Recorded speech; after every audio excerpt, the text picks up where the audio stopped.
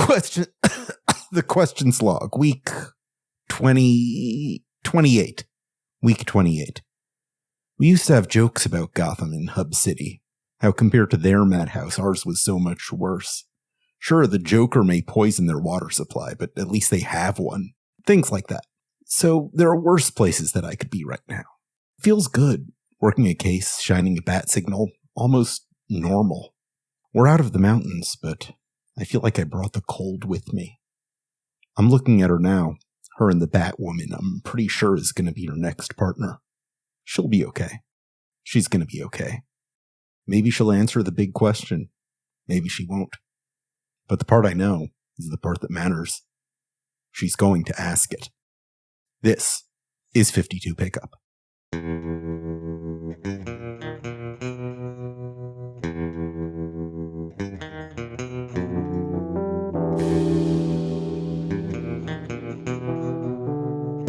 Hello and welcome back once again to 52 Pickup, a podcast about the greatest comic you've never heard of. I am professional comic book expert Alex Jaffe, and I am joined, as always, by the one and only Gita Jackson. You know the one. It's me. I'm Gita. There's only one of me. If you've been looking for a Gita Jackson, this is where you'll end up because there are no alternatives.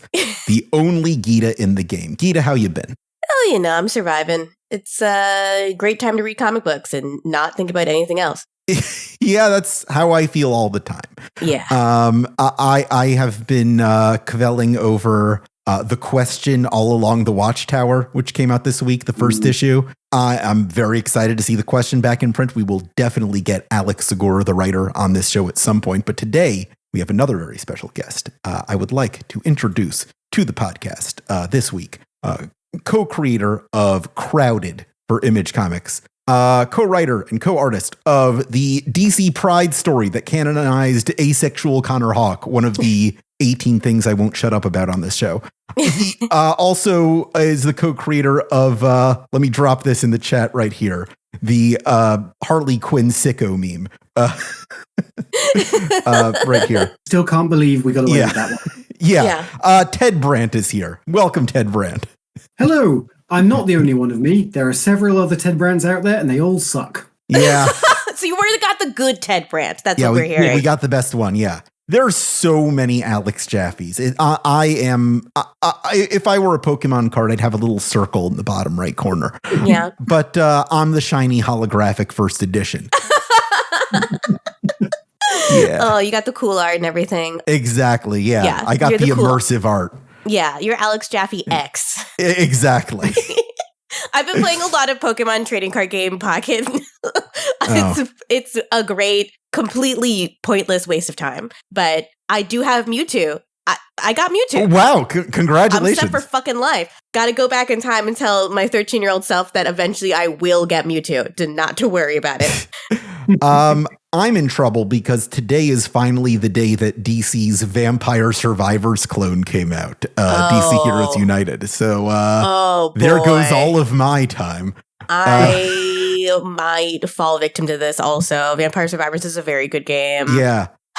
We'll talk about DC Heroes United another time. Ted, what have you been occupying your hours with on your phone that you should be using for more productive things? Oh, Christ. Well, scrolling through an unhealthy amount of Blue Sky, which sure. Now, since it opened up, actually is an unhealthy amount of Blue Sky. But, now that there's ordinary people in there instead of exclusively weirdos and freaks, complimentary. Yeah. We've moved the clock from 2011 Twitter to verging on 2013 Twitter. Yeah, just before Twitter started to suck really bad. Now it's just overwhelming. Yeah. There is a good base of comic writers and creators on there, though, so at least it's familiar. Right. I think within a couple of weeks, all the block lists will catch up with the new people, and it'll go back to being fun. Yeah, I think you're totally right. Yeah. Those block tools are heavenly. Why it works. Oh my God. Twitter with a block that works is really all the people were asking for. Yeah. Yep, literally. I was literally just talking about it to Ash on Insert Credit last week, and she was like, really? If you block them, not only do you not see them, but all of your followers also don't see them? Yeah. It rocks. Yeah. You send them to the fucking Phantom Zone. Yeah. Yeah, they're gone forever. Like, disappear. It's my well-based system of justice in action. Yes. Right? Just push him down a big well. Never hear from him again. Now, Ted, you were one of the first people who were really excited when you heard that we were doing a podcast about 52. So what is the significance of this series to you? I think, because I've been when it came out, I've been reading superhero comics for a good long while already. But then, what really got me was just DC were trying something different, like a weekly book that kept going properly weekly. Because was just as a concept was astonishing. And it's why I've always preferred over all of my adult life, I've preferred DC to Marvel because. No offense to Marvel whatsoever, but DC tries things in a more interesting way, like with Wednesday comics as well. It's that thing of just they're not afraid to actually do something different and see if it works. Mm-hmm. Yeah, it's Marvel. I often think of Marvel and DC as the way that Pepsi and Coca-Cola brand themselves. Coca-Cola has always got the hot new pop star to debut in their Super Bowl commercial, whereas Coca-Cola is very reliant on the polar bears in the Santa Claus commercial during Christmas time, and it's traditional versus modern.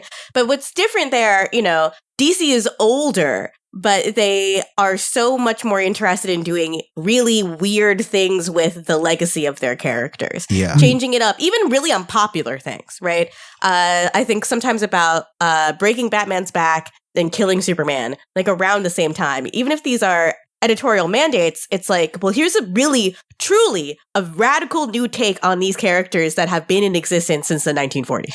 Yeah. I don't know if you know about this, but back in 1976, DC had this very briefly lived slogan called where they labeled their comic saying, "We dare to be different." And my favorite implementation of that at the time, have either of you heard of the comic Blitzkrieg? Vaguely. No, I don't know this one. DC comic books expert Alex Jaffe. Blitzkrieg was during the height of war comics when they made up a significant amount of DC's publication line. It was war comics, horror comics, and superhero comics. And for Blitzkrieg, which only ran for I think 5 issues actually, because it was immediately just shouted down over just the insane controversy it started. The idea was, what if we did a war comic from the Nazis' perspective? Oh, no. All of the main characters were Nazis. They were all Nazi war stories. But here's the thing. It's all the story itself is all about just the banality of evil and how easy it is to go along with tyranny, and how every single story is it's coming out in 1976 and it's showing us Nazis, but it's very clearly about Americans in Vietnam. And it does some really interesting stuff with there. But when you put out a comic where the heroes are Nazi soldiers, the world wasn't ready. The world was not ready for that. We were not ready for it. But I still kind of stand by it as some of Robert Conagher's best work. It's just we needed the zone of interest to come out before the world would be ready for that. Exactly. Yeah. God, I love comic books. They also drive me insane. Yeah. But yeah. The only healthy way to deal with them. Right. Yeah. I think a lot about this. I loved your book, Crowded, by the way. I think it's one of my, it's a hilarious book. And I really loved those two main characters so much because they're both such fuck ups. But I think a lot about how what has happened in the comic books industry now is what we're seeing a huge pool of talent and creativity mostly get their works mined for other media properties with which they are not involved at all, and then they never get any credit. And when I look at 52, that's part of what I see is a lot of these ideas are being mined for James Gunn's DC Extended Universe. And I would love for him to say the words 52 at any point in time. I think James Gunn's been a lot better about that than the previous administration. That's very true. I mean, I don't think anybody else would have put John Ostrander in their Suicide Squad movie. I think that's pretty cool. No. Yeah. But yeah, Ted, it seems like just following you around online, you're a lot more invested in the little weirdos of DC Comics than like the main Superman, Batman guys, which is kind of something we have in common. I mean, don't get me wrong. I love Superman literally to death. Sure. Yes, of course. But also, I'm here for a weird little guy. Yeah. What's better than a weird little guy? Who do you have a favorite little gremlin of the DC universe? Oh. There's your right answer here. Yeah, well, let's have a think. I mean, I think my favorite weird little guy, relevant to 52, is dear old Thomas Oscar Morrow. Oh, yes. T.O. Morrow. It's just one great name. We love it. Yeah. Everybody loves it. It's like in JoJo's Bizarre Adventure when Robert E.O. Speedwagon shows up and you're like, Robert? Yeah. And it's great. Just, I love it. It's pure like 1940s Pulp Fiction nonsense. It's great. I know internally they refer to those scenes as Tuesdays with Morrow, which is very nice. Incredible. Yeah. But I assumed we were going to talk about Connor Hawke right now. Because you and Ro own Connor Hawke. I mean, like, I love Connor to death, but I wouldn't call him a weird little guy, especially like after his recent showing in the Green Arrow book. Like, William's really been giving him some love. All things considered, he's alarmingly normal, for the circumstances of his life. Yeah, exactly. Like, I mean, he's a wonderful character because anyone who basically got to 12. Went, oh shit, I'm Green Arrow's son. Also, the world's a lot. I'm going to go to a monastery. Bye. Yeah. That's a lot and it's so cool. That's honestly the most base 12-year-old ever. Yeah. I mean, I really love the idea of a Green Arrow who's just okay at archery. That's like not really his thing. Whereas he is the world's greatest martial artist. Yeah, exactly. It's like, brilliant. Yeah, bow and arrow, yeah, whatever. Who cares? Somebody. He gets like it's a meditative exercise for him, but he's not like the world's greatest archer or anything. And it was very meaningful to me as an asexual person from before I knew asexuality was a thing other people had, that, oh, here's another one in comics, like a guy it makes sense to be one. We didn't have that until 2022.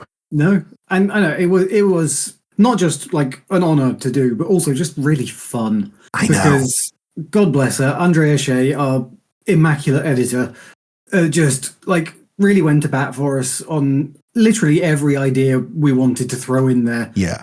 One of my favorite days on Twitter was when Andrea Shea made an entire thread of all the evidence that Connor Hawke had been asexual the whole time. That's so funny. It's like, we gave you all the clues. And most of it is just Chuck Dixon not knowing how to write romance. Did not, however, stop a large section of Tumblr from calling us homophobic monsters. Oh. So, you know what? They need to cool it over there. Yeah. Literally, your website's dying. You have bigger problems, users of Tumblr. Yeah. If you're going to pick up a cause, why don't you fight over TimCon? Because that's the true injustice here.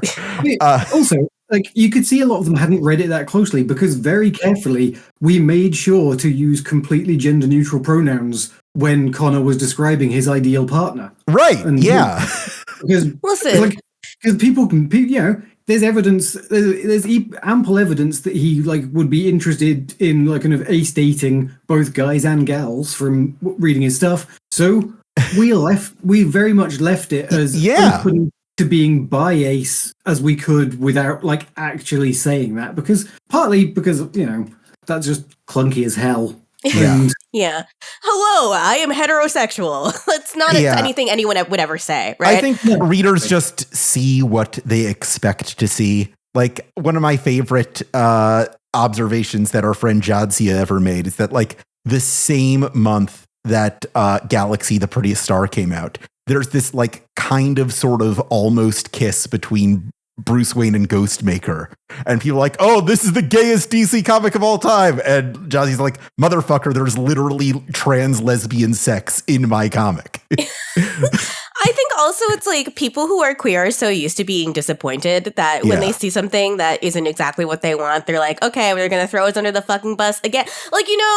Watchers of the television show Supernatural, the worst television show in the history of the world. Oh, God. Spent so long shipping Destiel. And in the end, Destiel, he's just like, by the way, I've been in love with you this whole time. And the other man says nothing, and then he goes straight to super hell forever. I mean, I thought the thing about Supernatural was that they shipped the brothers. That it's complicated. They actually have a whole thing about that in the show. Okay, which was quite entertaining.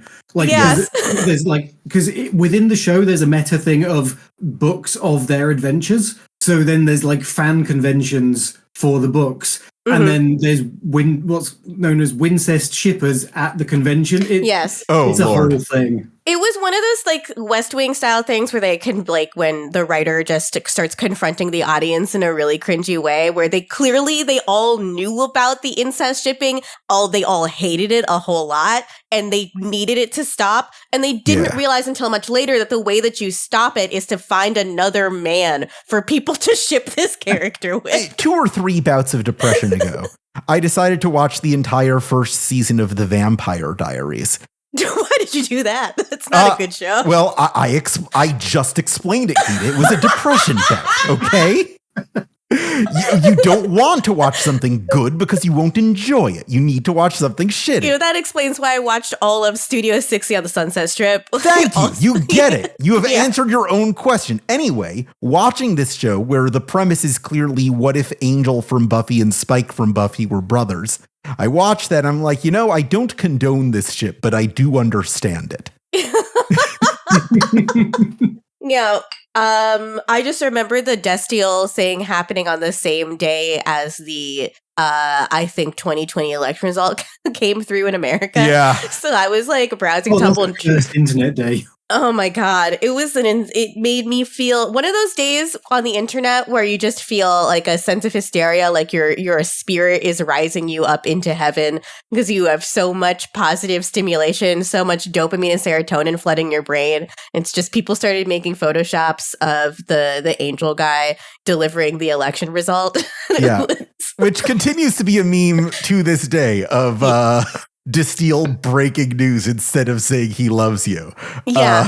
It's because Dean says nothing. Yeah. Like Estiel, whatever his name is, I'm sorry if you like Supernatural. It's been for over a decade in my life a punchline to many of my own jokes that I make inside my own head. Look. But he like is on the verge of tears. He's like so emoting so hard and like Dean looks at him like he just let out a rancid fart, like, and he says nothing, absolutely nothing. That must have been a fun day on set. Yeah. Supernatural is what happens in the vacuum of Joss Whedon. That hurt to hear. Jesus Christ. Because you're fucking right. I mean, look, God. I mean, look at The Boys, right? Right. The Boys. Boys. It's a post-Joss Whedon television show in form and style, and also by being an adaptation of a comic that's not very good. I love Garth Ennis, but not his best work. No, really not. God, speaking of comic books, we're here to talk about one. I don't know if I've derailed this conversation too much already. Speaking of comics, Ted, we invited you on to talk about 52 number 28, but I understand that's not what you did. What did you do? I may have reread the entire book. Yeah. God, we love you, man. Oh, you know what? Fair. It's a good fucking comic. Once you start going, it's really hard to stop. The thing is, like, I was like, well, right, well, I'm here to talk about week 28. That's cool. Yeah. But also, I'm not going to really appreciate week 28 fully, like, because it's been a while since my last reread, a year or two. So, like, I'm not going to completely appreciate it unless I've got the context. So I'll read the first 27 as well. And then by the time I got 20, I was like, well, fuck it, I'm in this now. Yeah, you're already halfway there. You might as well. Yeah. Did you pick up anything this time around that you appreciated that you might have missed on previous reads? I can't remember what I got on previous reads, so like in like specific, but it was still a really fun time overall. Like, yeah. I think what I begin to appreciate on this reread is its imperfections. Mm-hmm. Like the things that are kind of, I've been so laudatory of it in the past as like, it's my favorite comic book. It's the thing that got me into comic books as a lifer. It is an incredible mixture of talent and form, et cetera, et cetera. And then I read it this time and I'm like, the Space Heroes thing just doesn't go anywhere and it's boring. But it's revealing to me that, well, great works of art literally don't have to be perfect. They can actually be, their imperfections are proof that a human being worked on them. And that's beautiful. Literally, the cover of this issue is a reference to the Red Tornado plot, which does nothing and goes nowhere. Which made me so mad because it was fun. Yeah. I mean, granted, it does become a rather fun punchline in Tio Morrow's subplot of Will Magnus's plot. Yeah. They just don't do a lot with it. In the commentary that I read for this issue, it becomes apparent that this was one of Grant Morrison's stories. Grant Morrison may be spreading themselves a little bit too thin on 52 between this and the Space Heroes in New Long Island. We know one of those stories is a banger. Yeah. Here's the thing about Morrison. I love Morrison, big fan. They do have a tendency to just take a bite that's ever so bigger than what they can chew. Yeah. Usually it leads to really interesting results if it's within a single book. 52 is slightly the wrong vehicle for that because it's that continual weaving between so many people. Things like, JLA or Marvel Boy, that kind of naked ambition on stuff like that really works. Yeah. Because they're overextending themselves, but in a way that has so much swagger, you can't help but love them. Yeah, it's like a rapper, like a good rapper, right? It's what I've been really enjoying about the new Tyler, the Creator album, where he declares himself the biggest in LA after Kenny, is just it's just a big swing from a mature artist, and it feels very good to watch someone be so ambitious, even if it's just, he's always been that kind of an artist that bites off a little bit more than he can chew, but you just have to admire the gumption. Whereas I kind of am more of an admirer of the Greg Ruckas and Mark Waid's Ruckas being let's tell a really grounded story about people. And Mark Waid being let's be really historically obsessive about everything that's ever happened and try to make it make sense. I don't know what the rapper equivalents there are.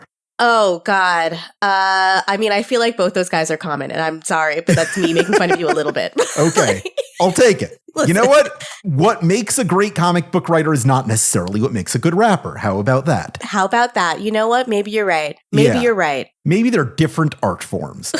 I think the only way we can viably test this is at Comic-Cons forcing comic book writers to rap. Yeah. Yes. I think absolutely. I think Chip Zdarsky would kind of clear everybody. Anyone who could write a good Etrigan has a couple of bars in them somewhere. Oh man, I don't know if you've read Batman Damned by Brian Azzarello, but the second issue has this incredibly embarrassing sequence where he tries to write a rap for Etrigan, and it does not work. Don't do that. If you must do that, please outsource it. There are people who are ghostwriters for rappers and they need the cash. Yeah. I mean, MF Doom should be writing Etrigan, really. Rest in peace. Shalom. Yeah. May his memory be a blessing. May his memory be Baruch Dynamis. Right. Let's talk about this comic. Let's talk talent. This issue, the usual gang of idiots are writing. Drew Johnson, this is his second and final 52 issue, is drawing this. Colors by our secondary colorist, David Barron. We talked about the little bit of Brazilian studio inking mix-up after Steve Wacker left as editor last issue. So there are still kind of a million inkers on this as they rush to meet deadlines. That's kind of what happens sometimes when you have a weekly comic and Marvel steals your main editor. But they made it work. And here we go. We've got Vic and Renee back in Gotham City, just kind of looping back around to the place we found them all the way back in issue 4 together, just doing their fun little banter, shining a bat signal into the sky, trying to get Batwoman's attention after that prophecy they just uncovered. And they're having a good, silly time, but it's all covered with that new, just dreaded overcoat of, oh yeah, Vic's dying. Yeah. God. I really enjoyed these opening sequences because I love being with my friends. Yeah. That's it. It's at this point after the revelation of the previous week, I feel so emotionally close, especially to Renee, who is our point of view character here. But also whenever you get into Renee's messy dating life, it becomes a CW show just a little bit. Yeah. I mean, it literally did become a CW show. That's what Batwoman was. It's true. But it's like, messy lesbians make for great fiction. I feel like Crowded proves this. Yeah. Yeah. It is high-strung people who know what they want, but also have no ability to express it. Those are great in a romance plot. And here you got two of them. That's the appeal of Harley and Ivy. Yeah, absolutely. I have been reading a really appalling amount of Wayne Family Adventures every day. And baby. It's so comforting. They're just all are having a nice time. Yeah. And whenever Harley and Ivy show up in that one, it's just like they work their shit out. It's like post-drama, the comforting fanficification of that relationship where they're just doing cute things for each other. It's sweet. It makes me feel comfy and cozy. But this level also where she's just you have to do a business maneuver with your ex, and that's the most uncomfortable thing in the world because they still have chemistry. Yeah. I love that Kate picks up on the can't no mouth bit from issue 4. Just stepping right into the group dynamic. Like, if one of my best friends weren't dying right now and I didn't have this just untenable history with this disastrous previous relationship, this could be kind of a fun dynamic trio we have going here. So let's enjoy it while it lasts. We're kind of in that point where like, could every ride be the last ride? And they tip Batwoman off as to what's happening with her. And we cut to Australia, where remember that kid, Johnny Iwara, who was like building Red Tornado into a Mad Max machine the last time we saw him? In this issue is finally colored as if he is indigenous. Colored as white the last time around. That may be a coloring issue, or it may also be like, we decided that he's indigenous now. Like, I think they just changed the plot entirely. That name always suggested indigenous. I think it was, I suspect it was a coloring mistake due to just like deadline stress. Yeah. That's entirely possible. These things do happen, but makes sense.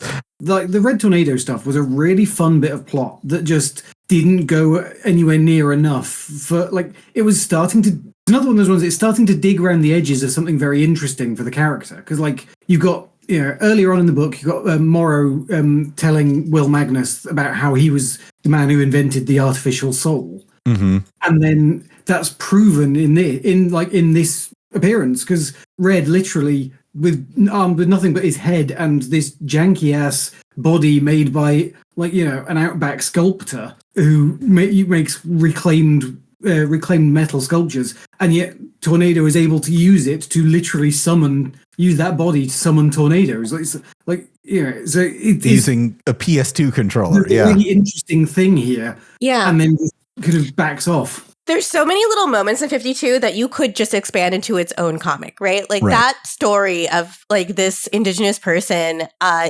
interacting with this Red Tornado sculptor could be a 6-issue miniseries. It just could. Like, especially because like they're literally in like the tornado song country. Like their village is singing the songs for the winds. And then that's where Tornado ends up. Like it, that's a proper going back to like kind of Storm in Africa type stuff of this is a really natural place for the character to be, and it could have been a really interesting thing of watching him rebuild himself there, and it just kind of fell off, and it was a shame. Red Tornado is a character that I think a lot of people have struggled to do something with. Kurt Busiek has tried. Brad Meltzer has tried.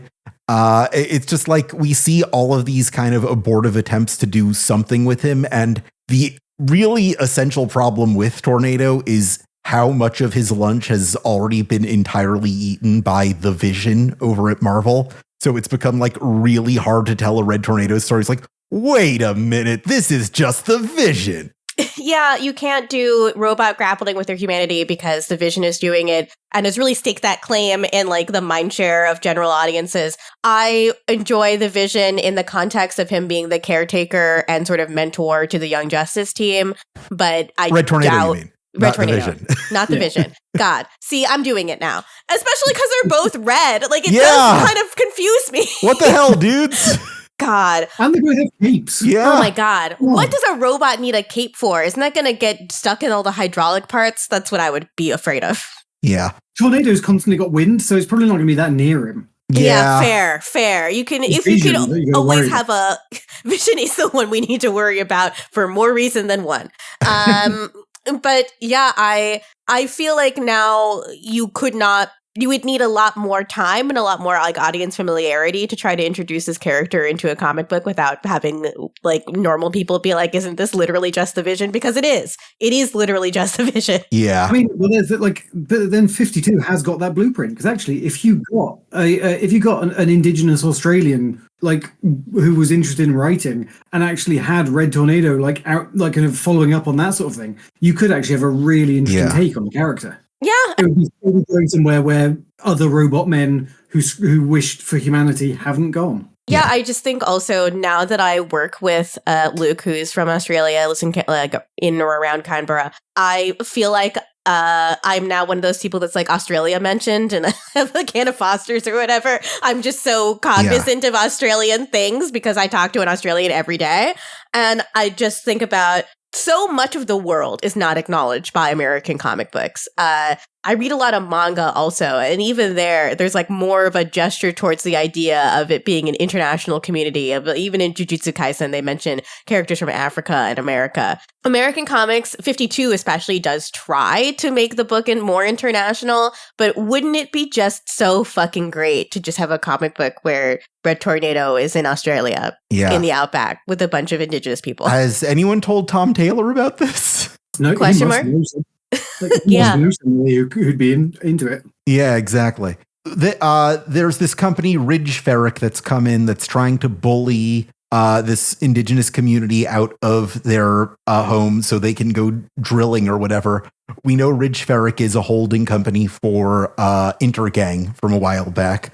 So, eagle-eyed viewers were already catching that. And Johnny Uwara spins up his Red Tornado, who fights them until his head comes off and it falls into a dump truck. And that's pretty much it for that storyline. And we get our title drop, Beyond the Black Stump.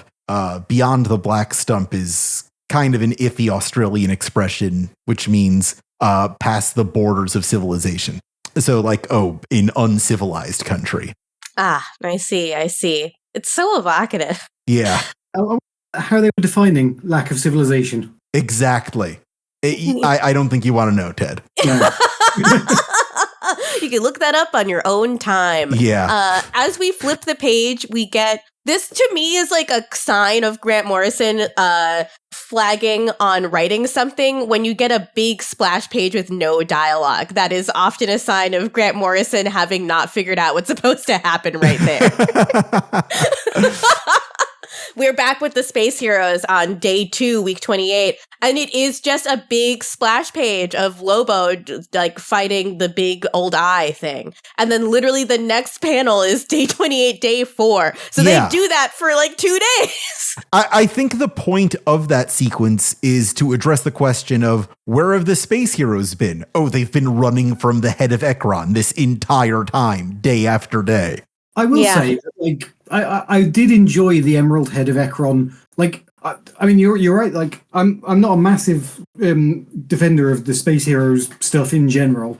Like the earlier stuff with Devil Lance, fun. It kind of drops off. But the fact that the Emerald Eye of Ekron was like an old established Legion foe weapon, and then they bring in the Emerald Head of Ekron. That's just good, solid comics writing, right? I don't know. It's pretty indicative of DC as a whole that once you abandon the new gods, there's basically nothing left in space. Yeah. Like all you've got are gods and cops. That's it. That's true. That's a scary world, honestly. Yeah. My mom has a deep phobia of space. Like she doesn't watch Cosmos. She can't watch anything space related, and she hates science fiction because she finds the vastness of space really terrifying, and this comic proves her completely correct.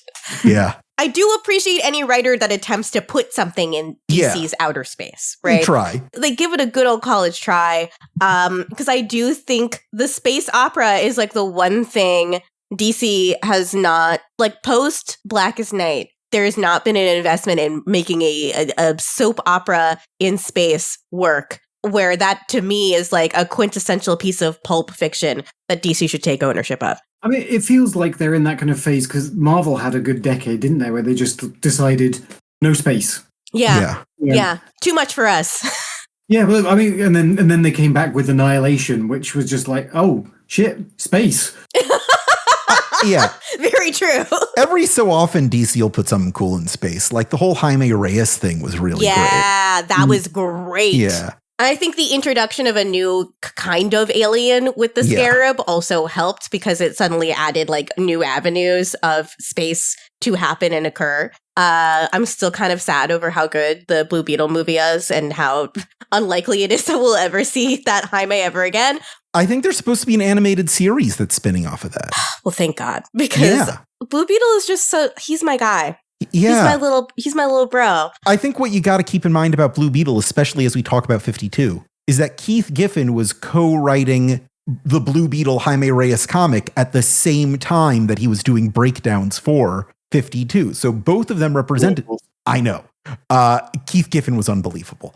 But both of them represented this effort to be like, Jeff Johns is doing all this Green Lantern stuff. Let's make space a little bit bigger than that. And with Jaime it worked, and with here we get something called the Stygian Passover, I guess. Does anyone have anything to say about the Stygian Passover? Because all it did was make me remember that I should call my in-laws. Yeah.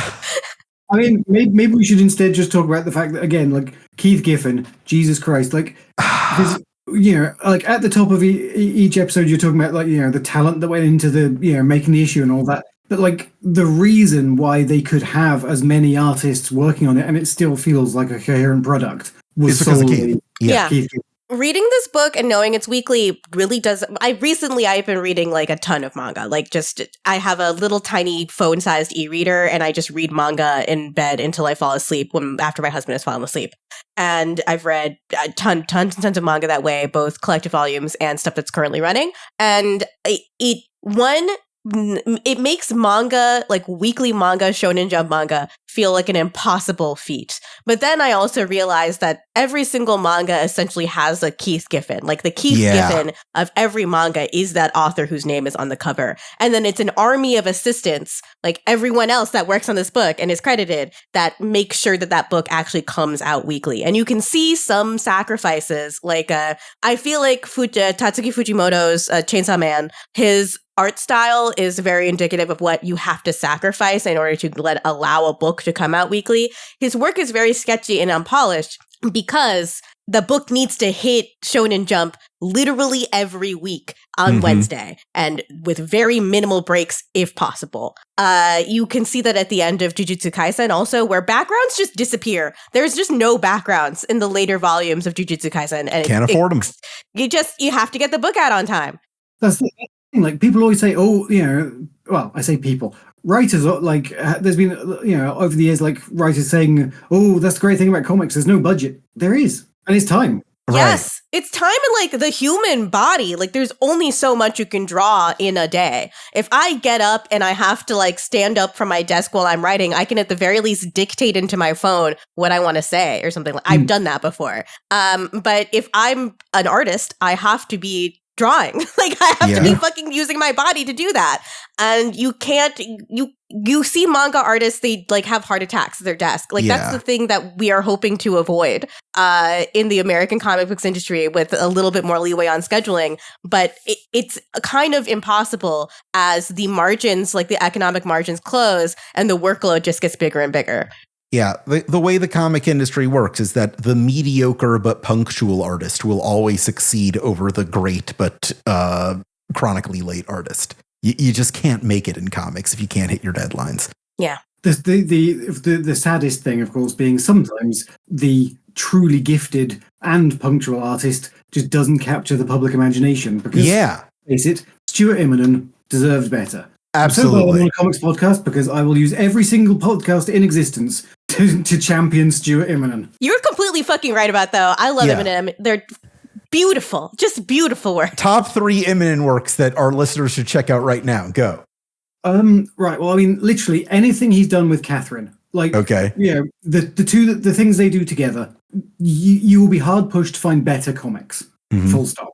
Moving Pictures, just the most exquisite black and white story during Nazi-occupied France of a woman who's desperately just trying to save some art from the Nazis and live her life. Really great. From a DC perspective, I've always kind of beat the drum that the most underrated event comic of all time is The Final Night. Immonen's work there is incredible. I think everybody should check out this comic. It treats the DC universe in a way that, like, in a holistic way that's very evocative of 52. But it's all just one guy doing all the art. It's fantastic. And just the way he draws Hal Jordan's final sacrifice is just burned into my mind all these years later. Yeah, that's my favorite Immonen work. It's written by a sex pest, but Next Wave, the art made it. The art made it good, right? Like, it's not just the irreverent humor now I think is aged badly on top of it being written by a sex pest, but it's very Bacon Narwhal epic, you know what I mean? I mean, like you said, the art makes it, because the exact same rating, even as it was coming out, would have been worse. Yes. Other people have been drawing it. Yeah, no, there's a sense of the cartoonishness, a sense of the Looney Tunes in the art with the sort of exaggerated features, expressions, and movements that guide you to punchlines better than the writing would have on its own. It's just incredible work. So between these kind of week-long scenes of the space heroes running from the head of Ekron and Adam Strange throwing a very relatable temper tantrum where he's just kind of sick of this storyline by now. There's just literally a panel where he throws his helmet. It goes, one more fucking twist. Just one more thing you just don't need. That has to be like a metatextual thing, right? Because it's got Animal Man narrating his own inner monologue before that. Or he's like, back at home, I'd be doing this and this. And like, you can see that in the little text box of a comic book.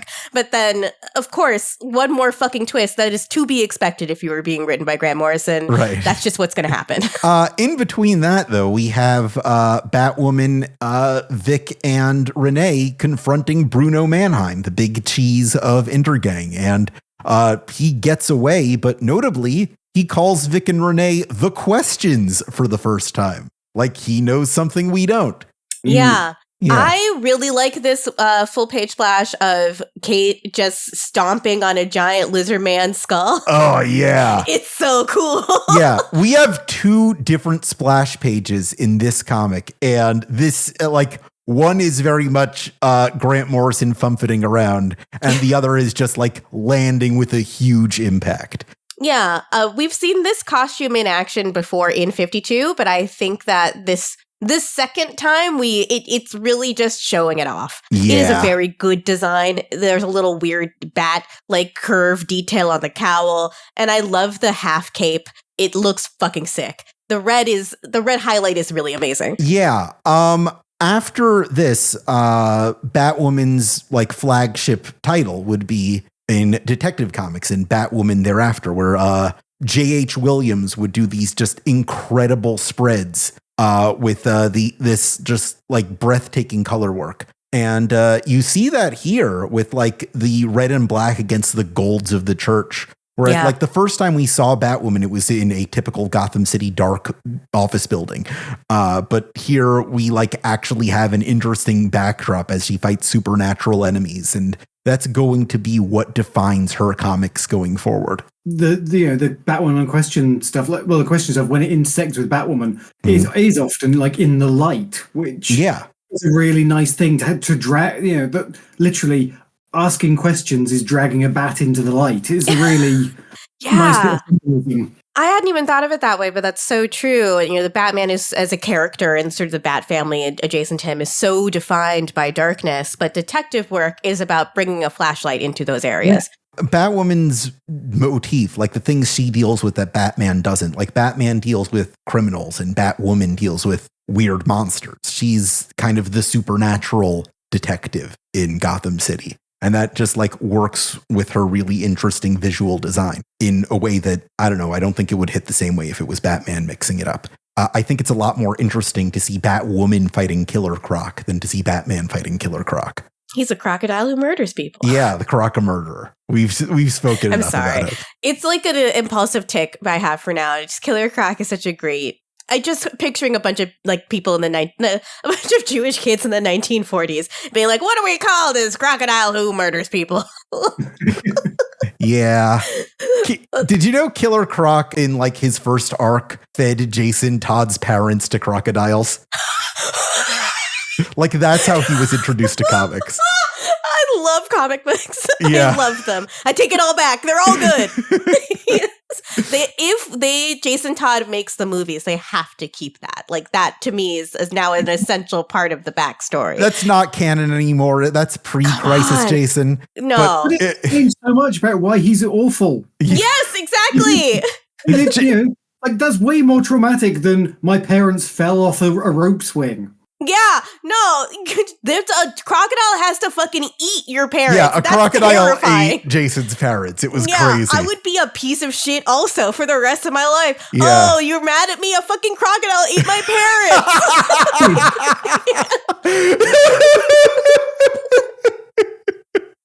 Oh my god. Yeah, just like, I'm stealing a fucking wheel from the Batmobile. Wow, you're mad at me, Batman? A crocodile ate my parents. Where were you? Oh, your parents got shot. Ooh. It's like, try walking down an alleyway and seeing a fucking man-sized crocodile just chowing down. God. Oh my god. Yeah. Yeah, comics James are Gunn, good. if you're listening, call us. Comics please. are so good. Yeah, we get a teaser next week. We're gonna have Egg Foo back again. We're gonna have Alan Scott and his two weird kids back again. But now it's time to get to my favorite part of every 52 issue, the backup. the 2-page backup where Mark Waid tries to make one linear narrative out of a character's inexplicable 40-year backstory, which is a really tall order for Catman. Why is Catman getting a backup of all characters, you ask? Well, because in this time in 2006, 2007, Catman is having a real resurgence in popularity thanks to a woman by the name of Gail Simone. Huh. Yeah. The art here is by Dale Eaglesham, who worked on the Villains United comic with Gail, which brought Catman back into the limelight. The story behind this is that DC wanted Gail to write a tie-in to Infinite Crisis about a bunch of villains getting together to be the Secret Six. But every time she pitched a villain, DC would shut her down. He's busy. She's busy. We can't use him. We can't use her. So Gail was like, okay, what if I just pick 6 of the shittiest villains that no one would ever want to use and like do something cool with them? And one of those was Catman, who back in the Silver Age was a knockoff Batman who was like a big game hunter who also did crime for fun. And he had this kind of arc in the 2000s where they kind of turned him into this pathetic loser because, like, of course you would. He's Catman. And Gail was like, well, what if Catman was really cool? What if he like stood up for big cats? What if he was like a jungle preservationist? And she kind of did to Catman what the Sony Spider-Man movies are trying to do with Kraven the Hunter right now. God, I just don't try. Just stop trying. Just don't do it. I mean, I think Spider-Man is a nerd, so the fact that his villains are all kind of also big nerds feels fitting. You can't make them cool. One of them dresses up like a big old vulture. They're just weirdos. The opposite is true here of Catman. I remember when this book was coming out, it was fucking huge. Yeah. It was massive. People were so crazy about it. And after Gail stopped writing Catman, he's never been the same. Yeah. She just had the juice. People talk about Birds of Prey. People talk about Wonder. I think Secret Six is legitimately Gail's magnum opus. Like that defines her style more than like any other comic she's written has. Yeah, I definitely agree with that. Like it partly because it's that freedom of the loser thing, isn't right? It? Like, yeah, like because like you said, she scrounged up 6 characters literally nobody gave a shit about, which gave her the space to really play. Yeah, and I mean, like things like crap! What was the Ragdoll, the contortionist? Yeah. Junior, his sister, and all that. Like, the Junior shit's so good. So it's weird. It's so messed up. Yeah. Yes. She has such an incredible eye for character, which is what makes Birds of Prey so good, to take those women and to fashion them into people that could work together and who saw the best in each other when they are and then to also like to develop Barbara into a person and not an accessory to other people. It's just an incredible character work. And then you see that really, really firing on all cylinders in Secret Six, because really, truly no one gives a fuck about those characters. And then suddenly Catman has a huge fandom. What Gail Simone does on Birds of Prey when she comes on is kind of what she also did with Secret Six, and that her big contribution to the team from the get-go is adding Huntress to the dynamic, where before her it was really just Dinah and Babs. And like her idea is, what if every day the birds had to just deal with a real piece of shit? Yeah, she's so good at conflict. Yeah. Like she is. What if it was Batman and Robin and the fucking Punisher?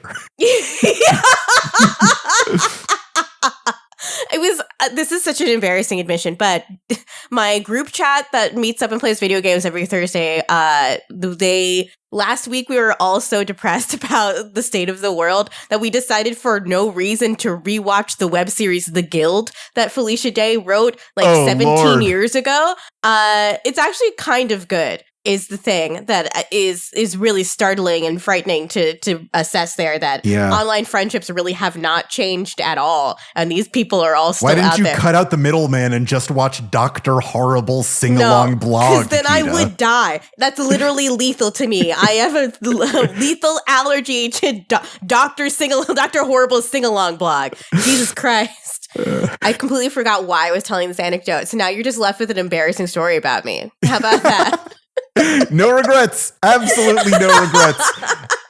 Did you have a favorite scene this issue? I mean, I think the best written scene is the one right in the beginning where Kane comes to the makeshift bat signal that they have. But that banter was fantastic. Yeah, it's really good. It's Rucka has such an eye for dialogue. I just an incredible writer. But I think my favorite thing that makes me go hell yeah every time I see it is Kane stomping on that lizard man. It's just great. Yeah. Ted, did you have a favorite scene? I mean, mine was Red in that janky ass body. Yeah. Still managing to summon a tornado. Yeah. Right, the shithead, sledgehammers his head off. Yeah. Again, it's that undercurrent thing of the way it ties into the Magnus Morrow stuff, and it's just There's part of the thing I think is because I really like one of the tropes I really like is broken people who shouldn't be able to go on going on. Yeah. No more at least in this issue, no more is that evident than in Red in that moment. His brain ain't working. He's got access to no memories. He's plugged into a body made of scrounged together metal parts, and something in him is calling the wind. That's beautiful. That is beautiful. My favorite is the temper tantrum that Adam Strange throws because, what are you doing, Grant? You can't complain about this. You're literally writing it. You're complaining about a situation you created.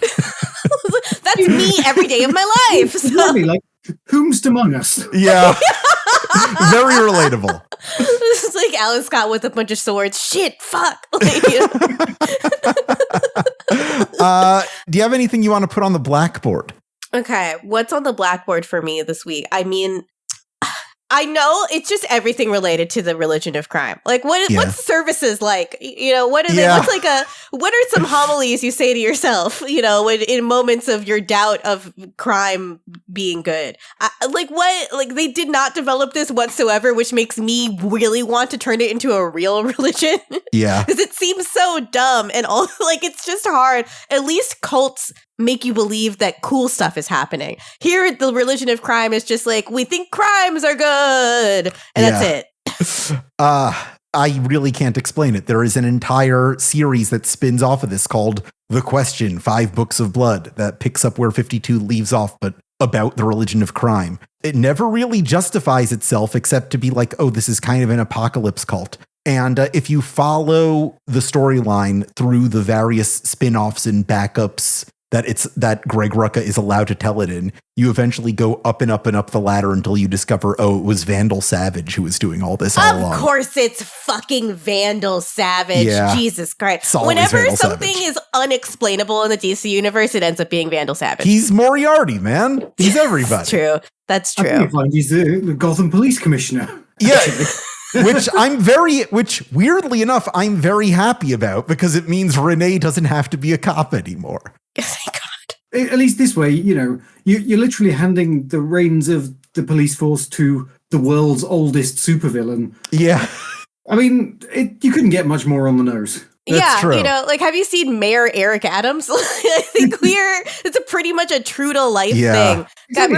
I was going to say one day we'll find out that Eric Adams actually is 10,000 years old. Yeah. That wouldn't surprise me literally at all. He's always, he's such a classic Batman villain. He's always at Club Zero Bond, hobnobbing with celebrities while adding useless robots to the police force. That is something a Batman villain would do. Have you seen the waiters at Vandal's Table of Success?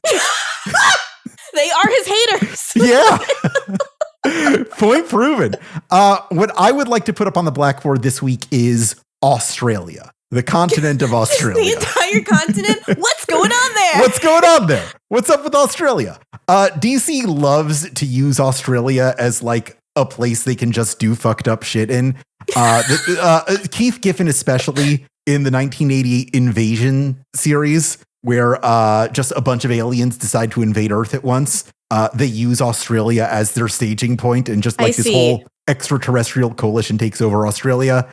I think you can really date this back to the Australia joke in Superman 2 that they do, where Lex Luthor makes a deal with General Zod, where you could have the world if you give me Australia. There's so much beachfront property. It's all beach. Yes, much like the English empires. Yeah. DC treats Australia as just a dumping ground for bad ideas. Yeah. My favorite thing anyone's done with Australia in DC Comics is Rob Williams' really underrated 2016 Suicide Squad series, which was so good. I think often gets overlooked because it has the David Ayer Suicide Squad lineup, but he does such cool things with it. And there is this subplot throughout the book of outside of the Suicide Squad, Captain Boomerang is also a really shitty Australian James Bond. Fantastic. And he just does really cool stuff with that. That's where the good Australia stuff is. Sorry, Tom Taylor. I know you've tried to do some Australia stuff with it, but none of it is as cool as shitty 007. That sounds like a good Australian joke also, that their 007 is fucking Captain Boomerang. Yeah, he's drunk off his... and there's a running bit every time Captain Boomerang shows up, Australians fucking hate Captain Boomerang. He is a national embarrassment. That's the most Australian aspect of it. All right, so the Blackboard is generally what the Blackboard that Rip Hunter has. Anything weird, unexplained, wish we'd go deep on in 52, we throw it on the Blackboard. So do you have anything you'd like to throw on the Blackboard for this issue? I'm going to go with 11 million candela lamps. Do people just have those in the DC universe? You can just get one at a hardware store. Yeah. It's specifically in their pranks to play on Batman section. Yeah.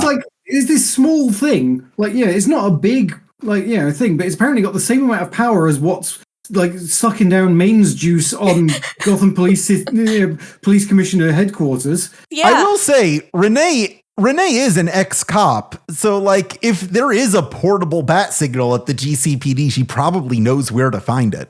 Fair. But, never been anywhere else. That's my Blackboard entry. Just the weird prevalence of strangely high-powered torches. Can you imagine the TikTok store in the DC universe where they're just selling you junk? I just think this flashlight is the same strength as a bat signal in Gotham. Yeah. So that's what Signal Man's doing now. That makes sense.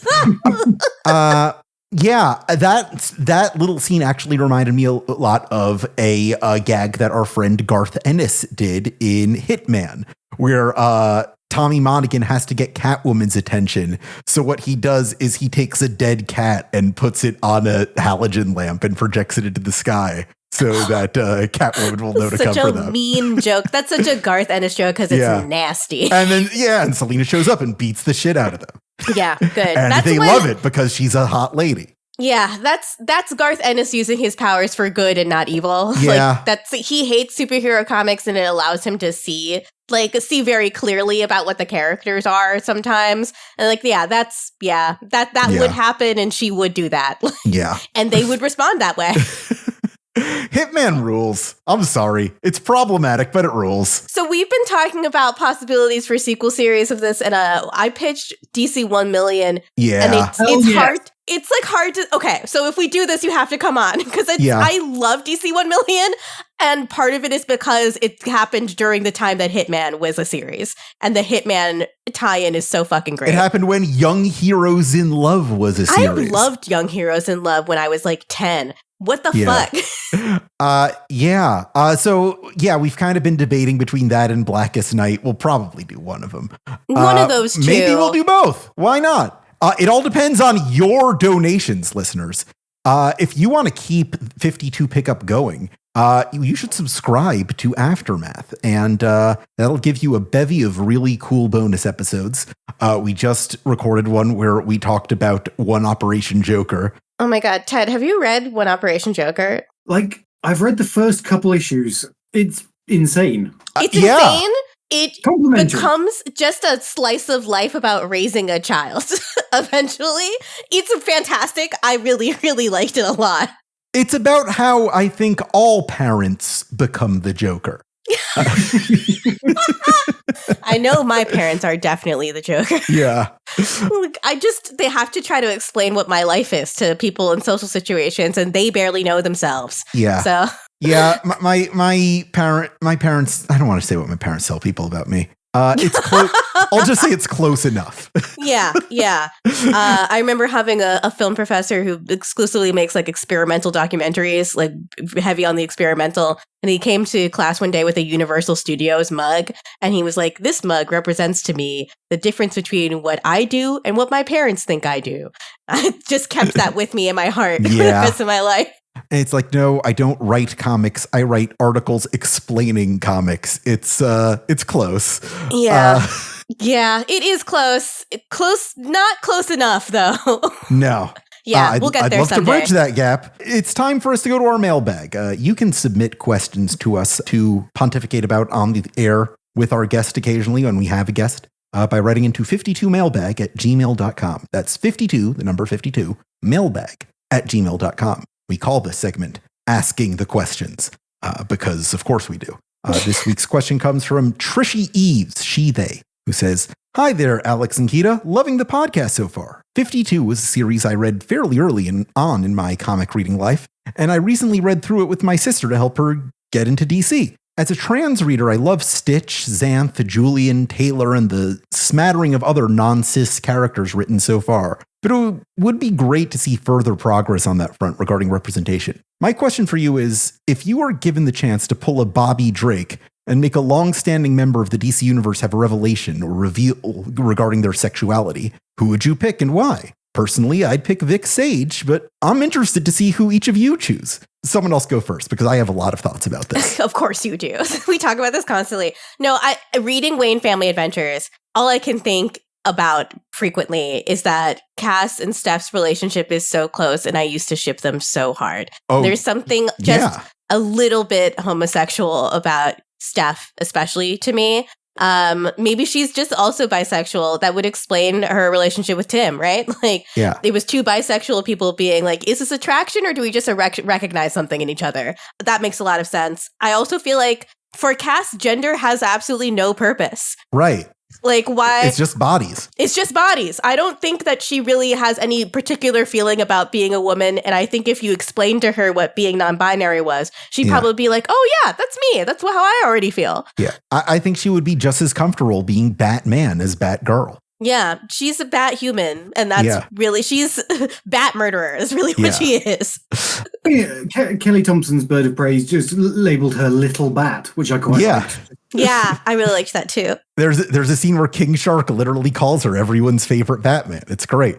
Maybe this has to do with the fact that I'm in one of these myself, but recently at least, I've been reading Cass and Steph's relationship as kind of a queer platonic partnership. Yeah. Where it's like, there's not necessarily a romantic angle to it, but it's more important to them than like a friendship could describe. No, that's definitely true. I think just the vision that Cass had near death of Steph carrying her out of the light. Yeah. That's more than a friendship. It may be not romantic, but that is the most important relationship that they have in each other's lives. Yeah, I mean, that's still you can still use the term partnership even without it being romantic explicitly. Of course. Yeah, exactly. They met each other and he changed each other's lives, and that's something. For many, many years, I kind of headcanoned Vic Sage as asexual because I loved Vic Sage so much and I imprinted my identity on him. And with time, I have come to realize that he is kind of woefully straight, especially if you go back and read Denny O'Neill's great novelization of The Question Run. And I've come to terms with that because it's so funny to think about how Vic and Renee have the exact same taste in women. Oh my God. Oh, that's really sad. They are the exact same type of horny, and it's very fun, and that's just very good. And I have a friend who will go unnamed here that he just got married. He's got a lovely wife, but for a long time he dated women who I would describe as rockabilly girls with like victory rolls in their hair, dyed red hair, like really obsessed with vintage clothes, those type of girls. And I can 100% believe that Vic Sage holds up that ideal as the most attractive kind of woman that a woman could be. Yeah. Just like, oh, you got a big upright bass and you're singing me a song about a stray cat or whatever. Vic Sage is going awooga. Oh, Vic and Renee are both canonically simps for Lois Lane. Yeah. They've both like been weirdly flirty with the Huntress. So like the text is all there. Yeah. But the character I want to talk about is like in terms of addressing Trishy's question directly of like a character who should be trans, I think. There was this essay I read a while ago by this, I think someone wrote this for like a college paper or something and published it online. Just reading the character of Guy Gardner as a trans mask story. And just like once you think about him through that lens, everything makes sense.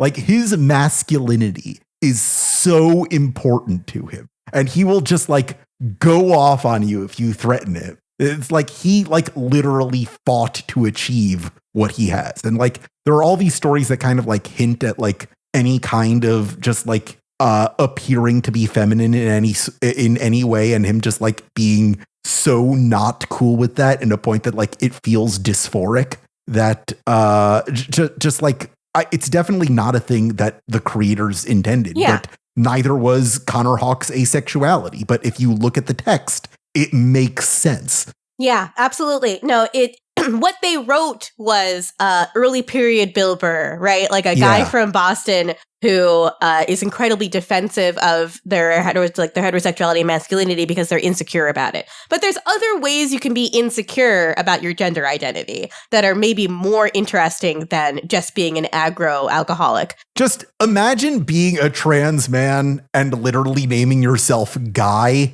It's just, it's too good. Listen, that's really funny. That's a good bit. Part of being trans also is committing to the bit. I feel like that's a huge part of it. So that makes sense to me too. Yeah. All right. For all of the hateful YouTubers to clip, Ted, who are you going to make trans? Oh, sweet Jesus. Or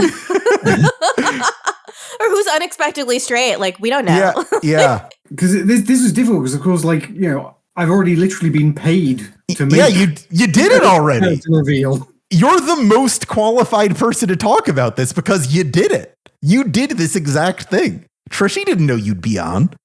No. So yeah, like that was wild and fun and like, yeah. I don't know. I think the part of the problem with this is like being both me and Ro, we're asexual in a very certain like way of it, like, and non-binary as well, like like both of us experience all of that as just an absence rather than like an active thing. Like, right, I know that, I know from talking to people, like a lot of there are a lot of folks out there who experience asexuality as like active repulsion. Yeah, or revulsion. You know, like a very certain like identity. Yeah. Of like, you know, oh no, I know this about myself. It's just like, whereas, so I don't often think about character relationship stuff unless it's been put in front of me, because I just don't think about relationship stuff unless it's put in front of me. Like, it's none of that. Like, it just, brain no thinky that way. Right. No, I totally get it. Yeah, absolutely. Absolutely. No, it's interesting also in superhero books, there's a resistance to diving into relationships in general also in the fiction, because you were doing things like saving the world and stuff like that and fighting monsters all the time, more important than who's going to kiss who for the most part. I will say though,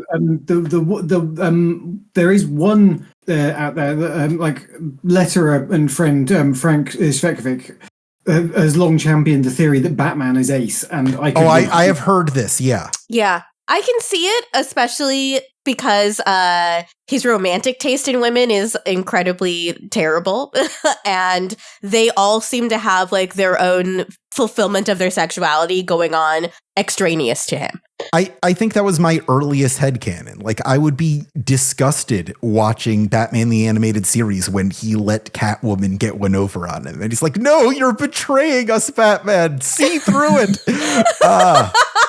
And like, I don't know if Batman's Ace. I do think Batman might be autistic, but only an autistic person would see their parents die from violent crime and think, I need to devote the rest of my entire life to eradicating all violent crime. Yeah. Yes. And I will make everything I do bat themed. Did you ever hear that This American Life about a woman, like young woman who like basically was visited by, I can't remember whether it was Batman or Wonder Woman in a dream when she was 7, and decided she was going to be a superhero, and just like basically from age 7 put herself through Batman-like training. No, that rules. That honestly rules. Committing to the bit, you have to do it. She did as well. So by the time she was 21, she had a PhD. Like by 21, she was a full PhD. I can't remember which science it was. She was like black belt in multiple martial arts. She'd done stunt driving. She could shoot like both guns and archery. Like she really committed to the bit. And then like her downfall was, she was like, well, the closest thing I can get to real life superheroes, I guess, the CIA. So she applied there, and they rejected her because it turned out, of course, if you want to be a superhero, that means you've got a thing called ethics. Yeah. Whoops. Yeah, the CIA doesn't have much use for you. Fortunately, that wasn't a problem for Tom King, I guess. Oh my God. I want to sit him down and just ask him some questions. I just have some things I'm really curious about the Iraq War. Like, Todd. How many rats were eaten? Yeah. God, I'm known of other people, right, who were so charged by 9/11 that they decided they want to become involved in law enforcement or even join the army. But I don't know very many people who did do that and then also became incredibly famous comic book writers. Yeah, I think we can all agree the worst thing Tom King ever did was write such an iconic Vision run that none of us can do Red Tornado now. Yes, it's the worst thing he's done that we know of right now. Oh, God. All right. Yes. Ted, it's been such a pleasure having you on. It really has been so good. I'm glad we finally got to do this. It's been a delight. One of my favorite things about this show is when we get someone to start reading 52 and they're like, oh, I couldn't wait. I had to read the whole thing. And now I need more comics to read. Yeah. And I'm like, yeah, got him. I tricked you. Yeah. Now you're insane like me. Welcome to my hell. And so I'm privileged to do that to you.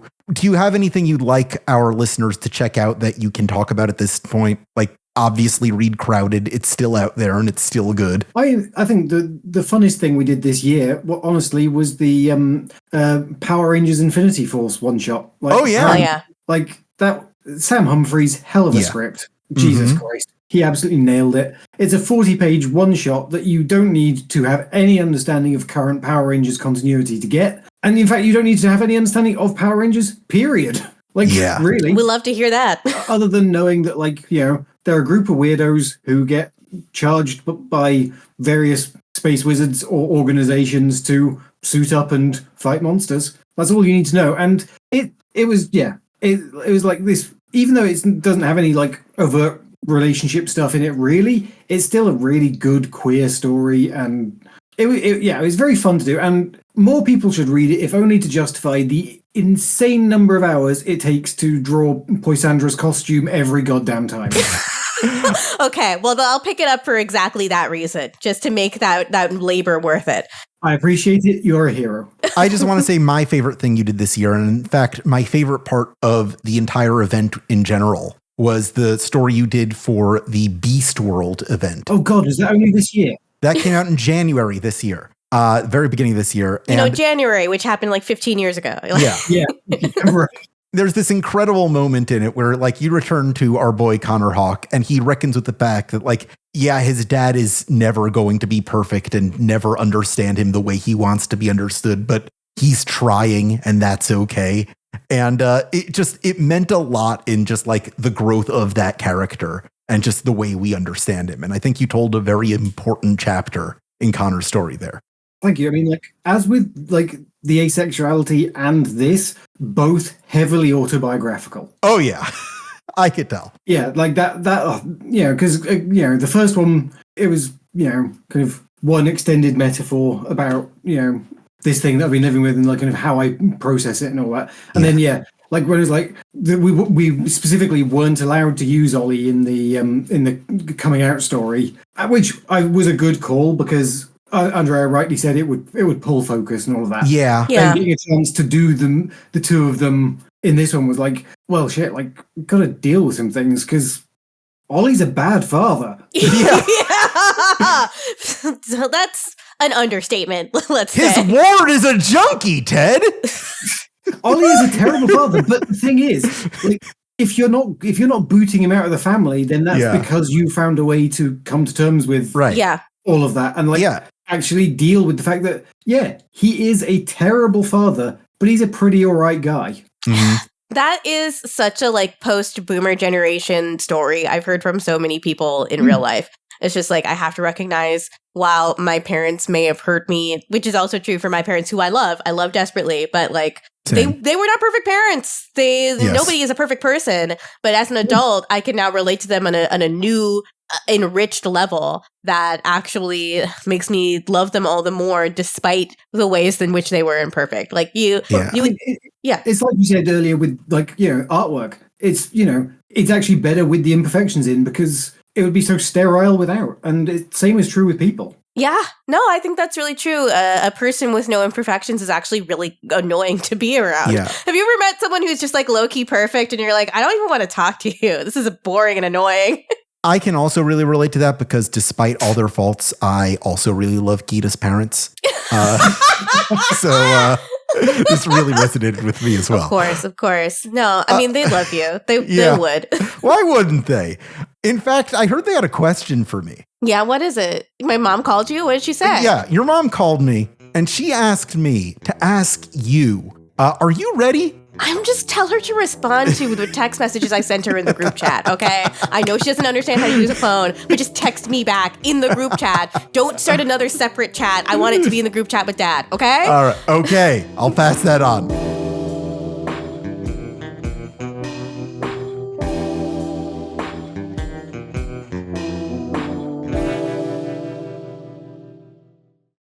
Pickup is an Aftermath production created by Gita Jackson and Alex Jaffe and edited by Esper Quim with original music by John Ahrens. The views and opinions expressed on this show are solely those of the show's personalities and do not reflect those of DC Entertainment or Warner Brothers. Please rate and review our show wherever you can and send your questions and comments to 52mailbag@gmail.com. Never stop reading comics.